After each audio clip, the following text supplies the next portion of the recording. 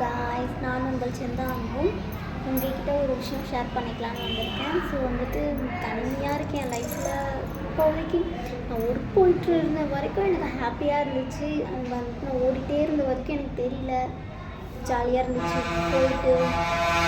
போயிட்டு வேலைக்கு போயிட்டு ஒரு அமௌண்ட் ஏர்ன் பண்ணி எனக்கு தேவையானதெல்லாம் வாங்கிட்டு ஹாப்பியாக இருந்தேன். ஆனால் சடனாக இப்போதைக்கு இதை பண்ணுற மாதிரி எனக்கு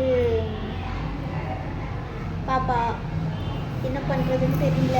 இதோட 5 months எனக்கு வளையல் போகிறதுக்கு கூட யாரும் இல்லை, செய்கிறதுக்கு ரொம்ப கஷ்டமான மனசில் இருக்கேன். ஸோ என்ன மாதிரி நீங்கள் யாராவது இருக்கீங்களா மட்டும்தான் எனக்கு கமெண்ட் பண்ணுங்கள். எனக்கு வந்துட்டு என்ன மாதிரி யாரும் இருக்க மாட்டீங்கன்னு நினைக்கிறேன். நான் மட்டும்தான் நினைக்கிறேன். ரொம்ப கஷ்டமான மந்த். அது எப்படி ஷேர் பண்ணிக்கிறதுன்னு தெரில. எல்லோரும் இதை சொல்லிடுவாங்க, அவங்க வீட்டில் வரமாட்டாங்க, இவங்க வீட்டில் வரமாட்டாங்க.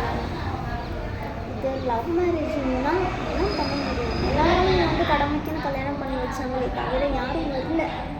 ஏதாச்சும் ஒன்றுனாலும் யாரும் வரமாட்டாங்க. எதுக்குமே நெவர். அப்படி இருக்கிறப்போ என்ன பண்ண முடியும்? ஒன்றும் பண்ண முடியாது. நானும் என் மாமா மட்டும்தான் என் லைஃப்குள்ளே. ஸோ வந்துட்டு புதுசாக என்னுடைய பாப்பா, இதை தவிர வந்துட்டு வேறு யாரும் கிடையாது. வந்து ரொம்ப கஷ்டம். டெய்லியும் அழுவேன், எனக்கு அழுகு வந்துடும், என்ன பண்ணுறதுன்னே தெரியாமல். ஆனால் எல்லோரும் வந்து ஒரு விஷயம் பண்ணால் யோசிச்சுக்கிட்டே இருப்பாங்கல்ல. இதே வந்துட்டு எனக்கு மாமனார் மாமியார் எல்லோரும் இருந்திருந்தாங்கன்னா செய்ய வேண்டியதெல்லாம் செஞ்சுட்டு கரெக்டாக வந்துட்டு ஒரு இடத்துல கொண்டு போய் இது பண்ணுவாங்க. யாருமே இல்லை, அவ்வளோதான் அப்படின்னு நினைக்கிறப்போ என்ன பண்ணுறது? சோகம் மட்டும்தான் மிஞ்சும். ஸோ இந்த மாதிரி நீங்கள் யாராச்சும் இருக்கீங்களா? யாரும் இருக்க மாட்டீங்க.